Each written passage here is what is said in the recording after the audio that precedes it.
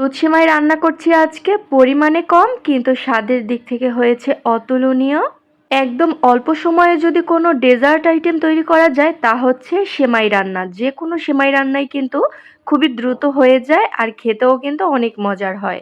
আসসালামু আলাইকুম এভরিওয়ান, চলুন একদম সহজ আর মজাদার দুধ সেমাইয়ের রেসিপিটি দেখে নেওয়া যাক। যেহেতু আজকে দুধ সেমাই রান্না করার জন্য আমি হাফ কেজি দুধ নিয়েছি আর দুধটা কিন্তু সেমাই রান্না করার আগে একটু ঘন করেই জাল দিতে হয়।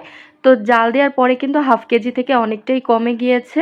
দুধটা একটু ঘন করে জাল না দিলে কিন্তু সেমাইটাও খেতে ভালো লাগবে না। এখানে আমি সেমাই নিয়েছি হাফ কাপের মতো, হাফ কাপের থেকেও এখানে কম হবে সেমাই, আপনারা দেখেই কিন্তু বুঝতে পারছেন। আর এই সেমাইগুলো আগে থাকতেই ঘিয়ে ভাজা ছিল। আমি আগে কয়েকবার সেমাই রান্না করেছি, তখন যেই সেমাইটুকু অবশিষ্ট ছিল আজকে তাই দিয়ে আমি সেমাই রান্না করছি। আর এই কারণেই আজকে আর সেমাই ভেজে নিতে হয়নি, কারণ আগেই ঘিয়ে ভেজে সেমাই রেখেছিলাম। তো এখানে আমি 1 টেবিল চামচের মতো গুঁড়া দুধ অ্যাড করে দিলাম।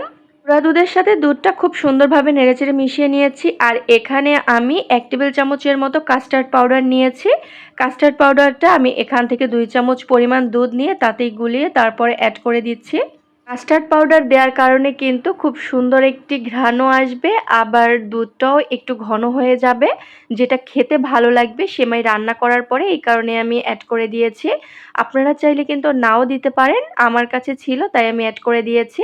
আর এখানে আমি ছোট সাইজের একটি এলাচ অ্যাড করে দিচ্ছি একটু সুঘ্রাণের জন্য। এলাচের ঘ্রাণটা কিন্তু সেমাইয়ের মধ্যে বেশ ভালো লাগে। আমি আর কোনো মশলা অ্যাড করছি না, যেমন দারচিনি, তেজপাতা, এটা কিন্তু আপনারা চাইলেও অ্যাড করতে পারেন। আর এখানে আমি পরিমাণ মতো চিনি অ্যাড করে দিয়েছি, আমি যেরকম মিষ্টি খেতে পছন্দ করি সেই অনুযায়ী।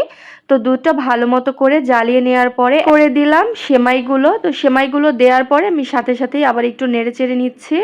তো সেমাই দেওয়ার সাথে সাথে আমি ভালো মতো করে একটু নেড়েচেড়ে দেবো। 2 মিনিটের মধ্যেই কিন্তু এই সেমাইটা রান্না করা হয়ে যাবে। তো সেমাই দেওয়ার সাথে সাথে আমি চুলার আঁচটাও একদম কমিয়ে দিয়েছি, যেহেতু এখানে আমি আজকে অল্প পরিমাণেই রান্না করছি, তাই বেশি কিন্তু জাল দিয়ে নেওয়ার কোনো দরকার নেই। আর এমনিতেও কিন্তু সেমাই দেওয়ার সাথে সাথেই 1-2 মিনিটের মধ্যেই হয়ে যায়। সেমাইগুলো জাস্ট দুধের সাথে নেড়েচেড়ে মিশিয়ে নিলেই হলো, কারণ দুধের যেই গরমটা থাকে সেই গরমের মধ্যেই কিন্তু সেমাইটা অর্ধেক পরিমাণ এমনিতেই দেওয়ার সাথে সাথে হয়ে যায়, তাই আর রেখে দেওয়ার দরকার নেই। তো সেমাই রান্না কিন্তু হয়ে গেল 3 থেকে 4 মিনিটের মধ্যে। এখন আমি পরিবেশন করে নিচ্ছি। আমি মাটির একটা সুন্দর বাটির মধ্যে আজকে সেমাইটা পরিবেশন করে নিলাম। আর আপনারা দেখেই তো বুঝতে পারছেন সেমাইটা কতটা লোভনীয় হয়েছে দেখতে। এখানে আমি কিছু পেস্তা বাদাম দিয়ে ওপর থেকে পরিবেশন করে নিচ্ছি। আর ঘরে থাকা অবশিষ্ট সেমাই আর অবশিষ্ট দুধ দিয়েই কিন্তু আজকে আমি দুধ সেমাইটা রান্না করলাম। যেহেতু খুবই অল্প পরিমাণে সেমাই ছিল, তো আজকে যদি আমি দুধ সেমাইটা রান্না না করতাম তাহলে দেখা যেত সেমাইটা ফেলেই দিতে হতো। যেহেতু ফ্রিজেও অল্প পরিমাণ দুধ ছিল আর সেমাইও অল্প পরিমাণে ছিল, তাই ভাবলাম বিকেলের নাস্তার জন্য দুধ সেমাইটাই রান্না করা যাক। জিনিস পরিমাণে অল্প থাকলে যে মজা করে রান্না করা যাবে না, জিনিসটা কিন্তু এরকম না। আশা করছি আপনাদের কাছে রেসিপিটি ভালো লেগেছে আর সহজও লেগেছে। আজকের মতো বিদায় নিচ্ছি, সবাই ভালো